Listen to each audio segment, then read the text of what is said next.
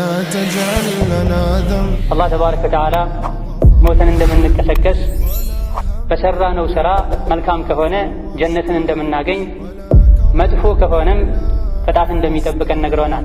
አላህ ማንንም አይበደልም። ቀብርም ላይ ይሁን ከቀብር በኋላ የጀሃነም እሳት ላይ ሰዎች የሚቀጡት በሰሩት ሥራ፣ ጀነት የሚገቡትም በሰሩት መልካም ሥራ። የሰው ልጆች ከአላህ ጋር ምንም አይነት ዝምድና የላቸው መልካም ሥራ እንጂ። ኸይርን የሰራ አላህን የፈራ በሙሉ የአላህ ወዳጅ ነው። በመሰረቱ የሰው ልጆች የሞቱ ሰዎች ቀብር ውስጥ የሚደርስባቸውን ስቃይ አይሰሙ። ለነቢይ ግን አላህ አሰማቸው። ከዛ በኋላ ነቢዩ ዓለይሂ ሰላቱ ወሰላም እነዚህ ሁለት መቃብሮች ውስጥ ያሉ ሰዎች ቀብራቸው ውስጥ እየተቀጡ ነው። እየተቀጡበት ያለው ጉዳይ ከባድ ጉዳይ አይደለም፣ መተው የሚያስቸግር አይደለም። ወይም ደግሞ በሐዲቱ በሌላኛው ተፍሲር ለነሱ ቀላል ወንጀል መስሏቸው ነበር የሚሰሩት። ወንጀሉ ከባድ ነው፣ ልተወው ቢሉ መተው የሚከብድ አይደለም። አላህ ዘንድ ወንጀሉ ከባድ ነው፣ ለነሱ ግን እንደ ቀላል ተቆጥሮ ነበር የሚሰሩት። አንደኛው ሽንቱን ሲሸና አይሰተርም ነበር፣ ሜዳ ላይ ሰው እያየው ነበር የሚሸናዋ። በሌላ ዘገባ ሽንቱን ሲሸና ሙሉ በሙሉ ራሱን አያጠራም ነበር። አልኢማም ኢብኑል ቀይም ረሒመሁላህ ተዓላ እነዚህና መሰል የሆኑ ለቀብር ቅጣት፣ ለቀብር ስቃይ ሰበብና ምክንያት ሊሆኑ የሚችሉ ወንጀሎችን ከጠቀሱ በኋላ እንደዚህ አይነት ወንጀሎች አብዛኛው ሰው ዘንድ የሚገኙ ከመሆናቸው አንፃር ብዙ ሰዎች ቀብር ውስጥ ይሰቃያሉ። ከቀብር ስቃይ የሚድኑት ጥቂቶች ናቸው ብለዋል። አላህ ተባረከ ወተዓላ ከቀብር ስቃይ ከሚድኑት ያድርገን። ከቀብር ቅጣት፣ ከአኺራ እሳት አላህ እንዲያድነን አላህን መለመን፣ ኢስቲዓዛን ማብዛት። ነቢያችን ዓለይሂ ሰላቱ ወሰላም በሶሒህ ሐዲታቸው አንዳችሁ ሶላት እየሰገደ ቁጭ ብሎ አተሕያቱ ካለ በኋላ አላህን ተባረከ ወተዓላ ከአራት ነገሮች ጠብቀኝ ብሎ ይጠይቀው ብለዋል። አንዳችሁ ሶላት እየሰገደ ቁጭ ሲል አተሕያቱ ከጨረሰ በኋላ ከአራት ነገሮች ጠብቀኝ ብሎ አላህን ይጠይቀው ብለዋል። ሁሉ ነገር በእጁ ነው አላህ ተባረከ ወተዓላ። ወደሱ ከሸሸን፣ ወደሱ ከተጠጋን፣ ካላስቆጣ ነው ከአደጋዎች ሁሉ ይጠብቀናል። ليس من يقطع طرقا بطلا إنما من يتقي. إن الحمد لله نحمده ونستعينه ونستغفره ونعوذ بالله من شرور أنفسنا وسيئات أعمالنا. من يهده الله فلا مضل له ومن يضلل فلا هادي له. وأشهد أن لا إله إلا الله وحده لا شريك له وأشهد أن محمدًا عبده ورسوله. يا أيها الذين آمنوا اتقوا الله حق تقاته ولا تموتن إلا وأنتم مسلمون. يا أيها الناس اتقوا ربكم الذي خلقكم من نفس واحدة وخلق منها زوجها وبث منهما رجالا كثيرا ونساء. واتقوا الله الذي تساءلون به والأرحام إن الله كان عليكم رقيبا. يا أيها الذين آمنوا اتقوا الله وقولوا قولا سديدا يصلح لكم أعمالكم ويغفر لكم ذنوبكم ومن يطع الله ورسوله فقد فاز فوزا عظيما. أما بعد فإن خير الكلام كلام الله وأحسن الهدي هدي محمد وشر الأمور محدثاتها فإن كل محدثة بدعة وكل بدعة ضلالة وكل ضلالة في النار. فاتقوا الله يا معشر المسلمين فاتقوه حق تقاته وسارعوا إلى مرضاته. يا الله فاروتشوي الله تبارك وتعالى كل ينفرت الله أن ملكتنياو يعززواتشون تاززو يكلكلواتشونم تكلكلو. الله تبارك وتعالى يسول توتشن لزازاتنا لجاوتا اندال فتراتشوم وكم እያንዳንዱን የሰራነውን ሥራ ነገ ፊቱ አቁሞ ይጠይቀናል። ይህንንም አስቀድሞ ነግሮናል። መጽሐፍ ታወርዷል፣ ነቢያትን ልኳል።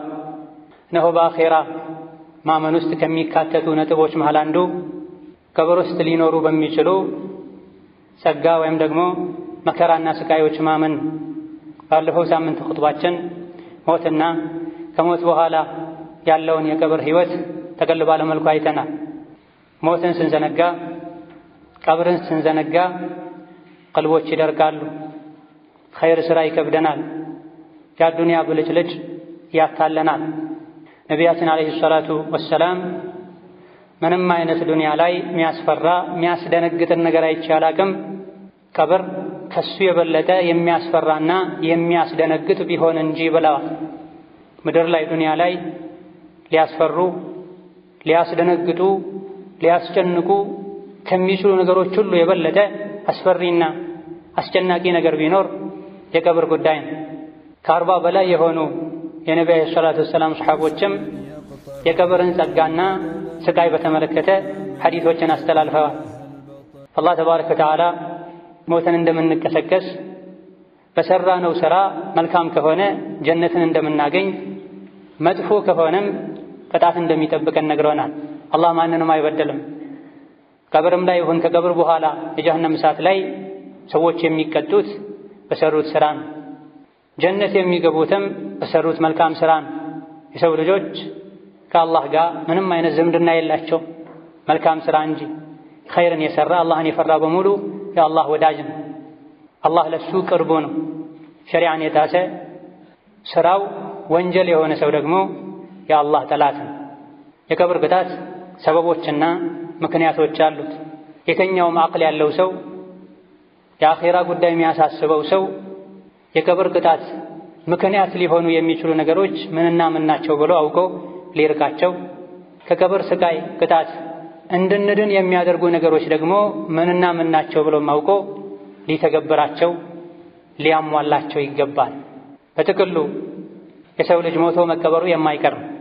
በዚህ የቀብር ሳጥንና በእኛ መካከል ያለው ልዩነት ሞት ብቻ ነው። ሞት ደግሞ መቼ እንደሆነ ማንም አያውቅም። ሲሞት የሚቀበርበትን መቃብሩን በመልካም ሥራ ሊያደምቅ ይገባዋል አቅል ያለው ሰው። መቼ እንደሚመጣ ለማያውቀው ሞት ደግሞ ሁሌም ዝግጁ ሊሆን ይገባዋል። ሞት ሲመጣ ያበላሸሁትን ላስተካከል፣ የበደልኩትን ይቅርታ ልጠይቅ፣ የጀመርኩትን ልጨርስ ማለት አንችልም። በድንገት ነው የሚመጣው። ከመጣ በኋላ መቆየት መመለስ አያውቅም። በጥቅሉ የቀብር ቅጣት መነሻው ወንጀል፣ ከወንጀል ንጹሕ የሆነ አሊያ ደግሞ ከሰራቸው ወንጀሎች ጸድቶና ተወብቶ ተስተካክሎ የሄደ አላህ የማረው ከቀብር ቅጣት አላህ ይጠብቀዋል። አንዳንድ ለማንም የማይቀሩ ሁኔታዎች ቢኖሩ የቀብር ቅጣት እንዲገጥመን የሚያደርገው በጥቅሉ ወንጀል ነው። ከወንጀሎች ውስጥ ደግሞ ለየት ባለ መልኩ ለቀብር ቅጣት የሚዳርጉ ጥፋቶች እንዳሉ ነቢያችን ዓለይሂ ሰላቱ ወሰላም ተናግረዋል። ከዚህም መሃል አንዱ አደሙ ተነዙሂ ወተሰቱሪ ሚነል በውል። ኢማም አልቡኻሪና ኢማም ሙስሊም ሌሎችም ከዓብዱላህ ብን ዓባስ ረዲየላሁ ዐንሁማ ባስተላለፉት ሐዲስ ነቢዩ ዓለይሂ ሰላቱ ወሰላም አንድ መንገድ ላይ እያለፉ ሳለ ሁለት መቃብሮች ውስጥ ያሉ ሰዎች ሲጮሁ ሰሙ። ነቢዩ ዓለይሂ ሰላቱ ወሰላም አላህ አሰማቸው። በመሰረቱ የሰው ልጆች የተቀበሩ ሰዎች የሚደርስባቸውን ስቃይ አይሰሙም። አላህን ተባረከ ወተዓላ ለምኜው እንድትሰሙ እንዲያደርጋችሁ ፈልጌ ነበረ፣ ነገር ግን እርስ በርሳችሁ አትቀባበሩም ብዬ ተውኩት ብለዋል። በመሰረቱ የሰው ልጆች የሞቱ ሰዎች ቀብር ውስጥ የሚደርስባቸውን ስቃይ አይሰሙ። ለነቢይ ግን አላህ አሰማቸው። ከዛ በኋላ ነቢዩ ዓለይሂ ሰላቱ ወሰላም እነዚህ ሁለት መቃብሮች ውስጥ ያሉ ሰዎች ቀብራቸው ውስጥ እየተቀጡ ነው። እየተቀጡበት ያለው ጉዳይ ከባድ ጉዳይ አይደለም፣ መተው የሚያስቸግር አይደለም። ወይም ደግሞ በሐዲቱ በሌላኛው ተፍሲር ለነሱ ቀላል ወንጀል መስሏቸው ነበር የሚሰሩት። ወንጀሉ ከባድ ነው፣ ልተወው ቢሉ መተውም ይከብድ አይደለም። አላህ ዘንድ ወንጀሉ ከባድ ነው፣ ለነሱ ግን እንደ ቀላል ተቆጥሮ ነበር የሚሰሩት። አንደኛው ሽንቱን ሲሸና አይሰተርም ነበር፣ ሜዳ ላይ ሰው እያየው ነበር የሚሸናዋ። በሌላ ዘገባ ሽንቱን ሲሸና ሙሉ በሙሉ ራሱን አያጠራም ነበር፣ ሽንቱ እስኪቆምለት ድረስ አይጠብቅም ነበር። እዘን በዚህ ሐዲስ መሰረት ከቀብር ቅጣት ምክንያቶች መሃል አንዱ ከሽንት ራስን አለማጥራት ነው፣ ከነጃሳ አለመጠንቀቅ ነው። በሐዲሱ በሌላኛው ዘገባ አነባበብ ሽንት በሚሸኑበት ጊዜ ራስን አለመሰተር ነው። መንገደኛ እያየ አውራ እየታየ መንገድ ላይ ሜዳ ላይ መሽናት ለቀብር ቅጣት ይዳርጋል። በዚሁ ሐዲስ ሌላ ለቀብር ቅጣት መነሻ የሚሆን ምክንያት የሚሆን ወንጀልም ጠቅሰዋል። ካነ የምሺ ቢነሚማ ሰውን ለማጣላት ወሬ ያመላልስ ነበራ። በአንድ ሐዲስ ነቢያችን ሰለላሁ ዐለይሂ ወሰለም ሁለት ለቀብር ቅጣት የሚዳርጉ ወንጀሎችን ነግረውናል። ለማስተማር ነብዩ ዐለይሂ ሰላቱ ወሰለም ለሰሐቦቻቸው ይሄን ተናግረዋል። እነዚህ ሰዎች ያጠፉት ጥፋት ቀብር ውስጥ እንዲሰቃዩ ስላደረጋቸው እናንተንም ተመሳሳይ ችግር እንዳይገጥማችሁ ሜዳ ላይ መሽናትን፣ ከሽንት አለመጥራራትን ተጠንቀቁ። እንደዚሁ ደግሞ ሰውን ለማጣላት በማለት ወሬ ማዋሰድን ራቁ ማለት ፈልገው ነው ዐለይሂ ሰላቱ ወሰላም። ነቢዩ ዐለይሂ ሰላቱ ወሰላም በዚህ ሐዲታቸው ሰውን ለማጣላት ወሬ ማዋሰድን ጠቅሰዋል። ሌሎች ዑለሞች ከዚህ ሐዲስ ጋር አያይዘው ውሸትን፣ የሰው ልጆች ላይ መዋሸትን፣ ከዛ በፊት ደግሞ አላህና መልእክተኛው ላይ ዲን ላይ መዋሸትን የቀብር ቅጣት ስቃይ መነሻና ሰበብ እንደሚሆን ገልጸዋል። እንደዚሁ ደግሞ በውሸት መመስከር፣ በውሸት መማል፣ ግቦ መብላት፣ ሌሎች ግቦ እንዲበሉ ሰበብ መሆን፣ ሙስሊሞችን ያለ ሐቅና ያለ አግባብ አዳ ማድረግ፣ የሰው ልጆች ላይ መኩራት፣ የሰዎችን ገንዘብ በቀጥታም ይሁን በማጭበርበር በጉልበት መቀማት፣ መስረቅ፣ የየቲምን ገንዘብ መብላት፣ ኸምርና አስካሪ መጠጦችን አደንዛዥ ነገሮችን መጠቀም፣ ዝሙት ላይ መውደቅ የቀብር ቅጣት የቀብር ስቃይ ሰበቦች እንደሆኑ ጠቅሰዋል። ወሀከዛ እነዚህንና ሌሎችንም ወንጀሎችን ሰርቶ ሲያበቃ ማፈር፣ መተናነስ፣ መጸጸት ሲገባው በሰሩት ወንጀል መደሰትና መኩራራት፣ የሰሩትን ወንጀል ለሰዎች መናገር ሌላኛው የቀብር ቅጣት ምክንያት ነው። ወከዛሊክ ሶላትን ሙሉ በሙሉ መተው አልያ ደግሞ ያላንዳች ምክንያት ሶላትን ከወቅቱ ማዘግየት፣ ዘካ ወጅቦበት ግዴታ ሆኖበትና ዘካ ማውጣት የሚወጅብበት ንብረት እያለው ዘካ ለማውጣት፣ ሐጅ ወጅቦበት ሳለ ሐጅን በአግባቡ አለማድረግም የቀብር ቅጣት ምክንያትና ሰበብ ሊሆን እንደሚችል ዑለሞች ጠቅሰዋል። አልኢማም ኢብኑል ቀይም ረሒመሁላህ ተዓላ እነዚህና መሰል የሆኑ ለቀብር ቅጣት ለቀብር ስቃይ ሰበብና ምክንያት ሊሆኑ የሚችሉ ወንጀሎችን ከጠቀሱ በኋላ እንደዚህ አይነት ወንጀሎች አብዛኛው ሰው ዘንድ የሚገኙ ከመሆናቸው አንፃር ብዙ ሰዎች ቀብር ውስጥ ይሰቃያሉ፣ ከቀብር ስቃይ የሚድኑት ጥቂቶች ናቸው ብለዋል። አላህ ተባረከ ወተዓላ ከቀብር ስቃይ ከሚድኑት ያድርገን። እነዚህና መሰል ወንጀሎችን አብዛኞቹ ሰዎች የሚዳፈሩ ከመሆናቸው አንፃር አብዛኞቹ ሞተው የተቀበሩ ሰዎች ቀብር ላይ ስቃይና መከራ ይገጥማቸዋል። ከቀብር ስቃይና መከራ የሚድኑት ጥቂቶች ናቸው ብለዋል። አኼራ ላይ ደረጃችን የሚለየው እዚህ ዱንያ ላይ ባለን ሁኔታ መሰረት ነው። እዚህ ዱንያ ላይ አላህን ከፈራን አኼራ ላይ ምንፈራው የሚያስደነግጠን ነገር አይገጥምን። ከምድር ላይ የኖረን ዱንያ ላይ የኖረን ግን እንደሻን ከሆነን ከምድር ስር ስንገባ አፈር ስንለብስ ዘመድ ጎረቤት ረዳት በሌለበት ጠባብ ጉድጓድ ውስጥ ስንጣል ያኔ ፍርሃት ሁሉ መከራ ሁሉ ይፈራረቅብናል። እዚህ ዱንያ ላይ አላህን የፈራ አኼራ አይፈራውም። አላህ ያስደስተዋል፣ ሰላም ይሰጠዋል። ቀብር ላይ መላኢካ መጥቶ እንደሚጠይቅ አምኖ መቀበል፣ ለዚህ መዘጋጀት የእያንዳንዱ አማኝ ግዴታ ነው። يثبت الله الذين آمنوا بالقول الثابت في الحياة الدنيا وفي الآخرة ويضل الله الظالمين ويفعل الله ما يشاء تبر نزيا يأمنوا እምነታቸው ላይ የጸኑ አላህ በዱንያም በአኼራ ጽናትን ይሰጣቸዋል። ቀብር ላይ አይደናገሩም፣ አይሸበሩም። ወዩضل الله الظالمين በዳዮችን ግፈኞችን እንቢባዮችን ደግሞ አላህ ተባረከ ወተዓላ አኼራ ላይ ይስታሉ፣ መልስ መስጠት አይችሉም። አላህ የሻውን ያደርጋል፣ ማንንም አይበደል። بارك الله لي ولكم في القرآن العظيم ونفعني وإياكم بما فيه من الآيات والذكر الحكيم أقول ما تسمعون وأستغفر الله لي ولكم ولسائر المسلمين من كل ذنب وخطيئة فاستغفروه إنه هو الغفور الرحيم. الحمد لله على إحسانه والشكر له على توفيقه وامتنانه وأشهد أن لا إله إلا الله وحده لا شريك له تعظيما لشانه وأشهد أن محمدا عبده ورسوله الداعي إلى رضوانه صلى الله عليه وعلى آله وأصحابه وأتباعه. أما بعد الله تبارك وتعالى ለሰው ልጆች በሙሉ ኸይር ነው የሚፈልገው፣ ደስታን ነው የሚፈልገው። ነቢያትን የላከው መጽሐፍ ያወረደው የሰው ልጆች በአዱንያም ይሁን በአኼራ በሰላም እንዲኖሩ ስለሚፈልግ ነው። ለቀብር ቅጣት ለአኼራ ውርደት የሚዳርጉ ጥፋቶች እንዳሉት ሁሉ ከአኼራ ከቀብር ስቃይና ውርደት የሚጠብቁ የሚያድኑ መንገዶችም አሉ። በዋነኝነት አሁንም በጥቅሉ ከቀብር ስቃይ መከራ ከአኼራ ቅጣትና ውርደት የሚያድነው አላህን ተባረከ ወተዓላ መታዘዝ ነው። ስሩ ያለውን በመስራት ተው ያለውን በመተው። ይሄን ያደረገ በአዱንያም በአኼራ በሰላም መኖር ይችላል። ነገሮች የሚበለሻሹት ዱንያችንም አኼራችንም የከሰረ የሚሆነው እነዚህ ሁለቱን ሳናከብር ስንቀር፣ አርጉ የተባልነውን ስንተው፣ አታድርጉ የተባልነውን ስንዳፈር። እዚህ በጥቅሉ ከቀብር ቅጣት ከአኼራ ውርደት መዳን የፈለገ መንገዱ ሰበቡ ሁሉም ነገር ሸሪዓን ማክበር፣ አላህ ያዘንን መታዘዝ የከለከለን መከልከል። ሁለተኛ ደረጃ ከቀብር ቅጣት ከአኼራ እሳት አላህን እንዲያድነን አላህን መለመን፣ ኢስቲዓዛን ማብዛት።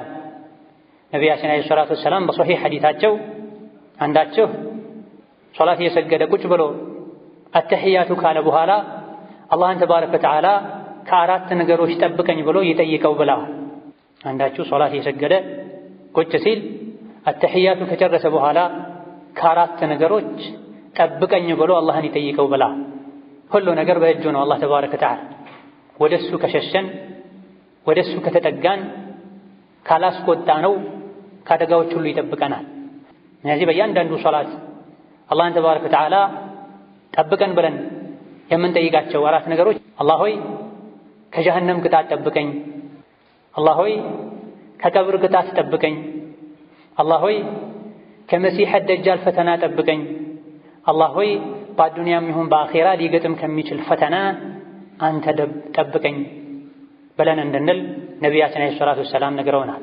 በተለያዩ አጋጣሚዎች በተለያዩ አዝካሮች ውስጥ ከቀብር ቅጣት ጠብቀኝ እያሉ ነቢዩ ዓለይሂ ሰላቱ ወሰላም ዱዓ አድርገዋል። ሶላት ላይ ብቻ ሳይሆን በተለያዩ አጋጣሚዎች በተለያዩ ዱዓዎቻቸው ውስጥ ከቀብር ቅጣት ከቀብር ስቃይ ጠብቀኝ የሚል ዱዓን አካተዋል። ነቢያችን ዓለይሂ ሰላቱ ወሰላም የሰዎች ሁሉ ምርጥ፣ ከማንም በላይ አላህን ምፈራ እኔ ነኝ፣ ከማንም በላይ አላህን የማውቅ እኔ ነኝ ያሉት ነቢይ ዓለይሂ ሰላቱ ወሰላም በየጊዜው በየሶላቱ ይሄን ዝክር እንድንል መክረውናል። ራሳቸውን በተለያዩ አጋጣሚዎች ይሄን ዝክር ይሄን ዱዓ ያደርጉ ነበር። ከቀብር ቅጣት ጠብቀኝ እያሉ አብዝተን ሁሌ አላህን ጠብቀን ካልነው ይጠብቀናል። ላይጠብቀን ጠብቀኝ በሉኝ አላለን። ወሀከዛ ከቀብር ቅጣት ከቀብር ስቃይ ከአኼራ ውርደት ከሚጠብቁ ሰበቦች መንገዶች አንዱ እውነተኛና ትክክለኛ ተውበት ማድረግ ነው። የሰው ልጅ ሆኖ የማይሳሳት የለም፣ የማያጠፋ የለም። ነቢዩ ዓለይሂ ሰላቱ ወሰላም ሁሉም የሰው ልጅ ይጠፋል፣ ይሳሳታል። ከተሳሳሾች ሁሉ በላጭ ሰው ማለት ስህተቱን አውቆ የሚመለስ ነው ብለዋል። በተውበት ሁሉም ነገር ይስተካከላል። ነገር ግን ተውበቱ እውነተኛ ተውበት መሆን አለበት። ቋሚ ተውበት መሆን አለበት። ከልብ የመነጨ ተውበት መሆን አለበት።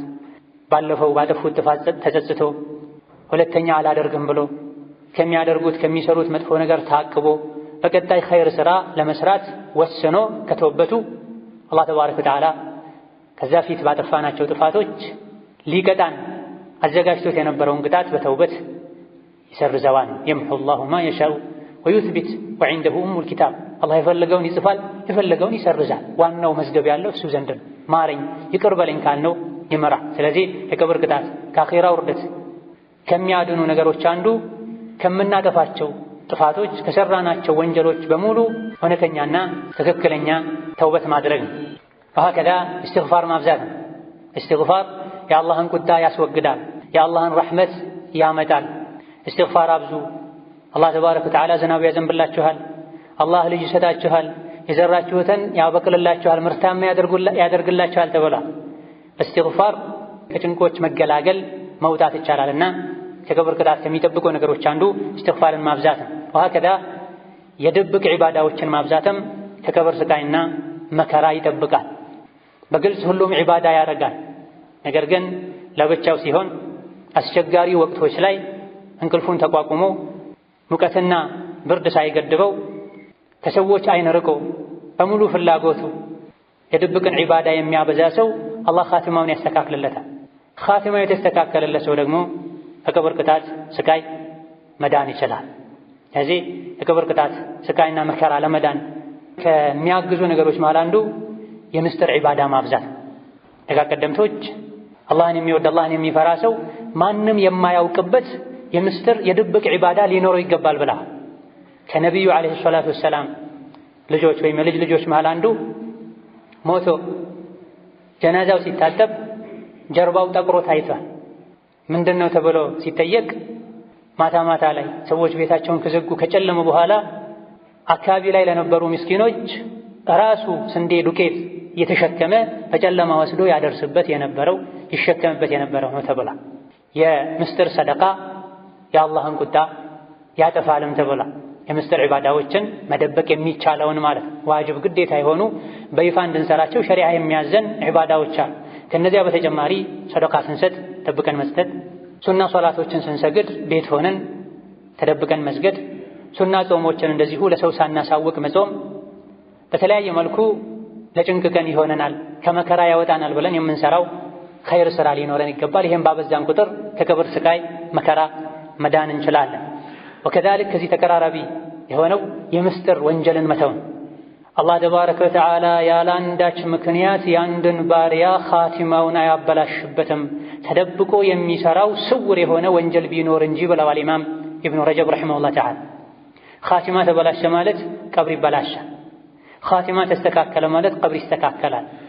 ኻቲማ እንዲበላሽ ከሚያደርጉ ነገሮች መሃል አንዱ የድብቅ ወንጀሎች ናቸው። በባህር ስንታይ መልካም ንጹህ ጥሩ ሰው መስለን ከሰዎች እይታ ስንርቅ ማንፈራቸው ማናከብራቸው ሰዎች ጋር ስንሆን ሸሪዓ ማይገድበን ከሆነ አላህን ማንፈራ ከሆነ ይህ ኻቲማችን ያበላሻል።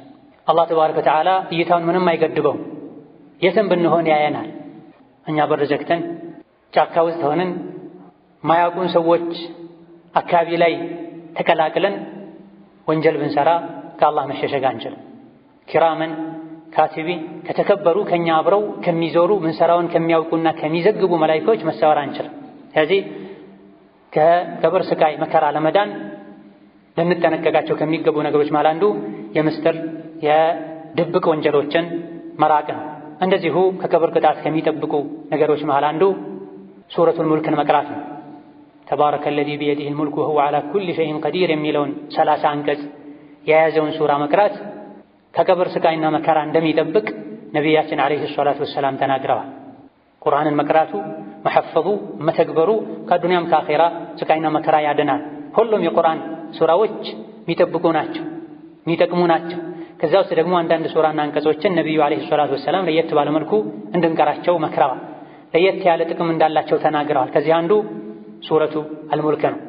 እንዲህ አይነት ትሩፋት የተነገረላቸው አንቀጾችና ምዕራፎችን መቅራት ማለት አለፈለፍ ያሉ ትዝ ሲል መቅራት ማለት አይደለም። በቋሚነቱ ሊያዘውትሮ መቅራት ማለት ማታ ማታ ላይ ሱረቱል ሙልክ ልንቀራ፣ በጥቅሉ አላህን የሚያስቆጣን ነገር ልንርቅ፣ ካጠፋናቸው ጥፋቶች ትክክለኛ ተውበት አድርገን ልንመለስ፣ ዘውትር አላህን ከቀብር ቅጣት ስቃይ መከራ ጠብቀኝ ልንለው ይገባናል። اللهم صل وسلم وبارك على عبدك ورسولك محمد وعلى آله وأصحابه وأزواجه وسلم تسليما كثيرا. اللهم أعز الإسلام والمسلمين، اللهم أعز الإسلام والمسلمين، اللهم أعز الإسلام والمسلمين وأذل الشرك والمشركين ودمر أعداءك أعداء الدين. اللهم اجعل هذا البلد آمنا مطمئنا وسائر بلاد المسلمين. اللهم اجعل هذا البلد آمنا مطمئنا وسائر بلاد المسلمين. اللهم آمنا في أوطاننا، اللهم آمنا في أوطاننا، اللهم آمنا في أوطاننا. اللهم ول علينا خيارنا واكفنا شرارنا. اللهم ول على المسلمين خيارهم واكفهم شرارهم برحمتك يا أرحم الراحمين. اللهم إنا نعوذ بك من عذاب القبر، اللهم إنا نعوذ بك من عذاب النار، اللهم إنا نعوذ بك من فتنة المحيا والممات، اللهم إنا نعوذ بك من فتنة المسيح الدجال. اللهم إنا نسألك رضاك والجنة ونعوذ بك من سخطك والنار. اللهم إنا نسألك رضاك والجنة ونعوذ بك من سخطك والنار. اللهم إنا نسألك رضاك والجنة ونعوذ بك من سخطك والنار. اللهم أجرنا من النار، اللهم أجرنا من النار، اللهم أجرنا من النار. اللهم أجرنا وأجر والدينا وذرياتنا ومشايخنا وأحبابنا من النار برحمتك يا عزيز يا غفار. اللهم ارفع عنا الوباء والبلاء، اللهم ارفع عنا الوباء والبلاء، اللهم ارفع عنا الوباء والبلاء برحمتك يا أرحم الراحمين. ربنا آتنا في الدنيا حسنة وفي الآخرة حسنة وقنا عذاب النار. آمين والحمد لله رب العالمين.